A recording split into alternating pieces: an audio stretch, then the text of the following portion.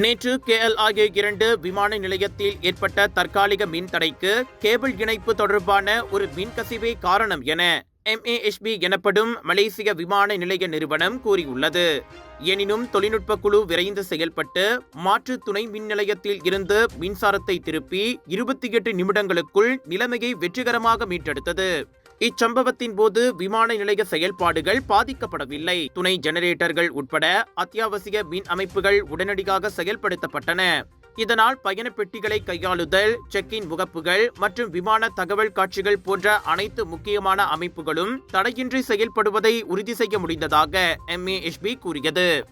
இந்நிலையில் அச்சம்பவம் குறித்த அறிக்கை விரைவிலேயே போக்குவரத்து அமைச்சர் ஆந்தனி லாக்கிடம் அனுப்பப்படும் என அது அறிக்கை வாயிலாக தெரிவித்தது.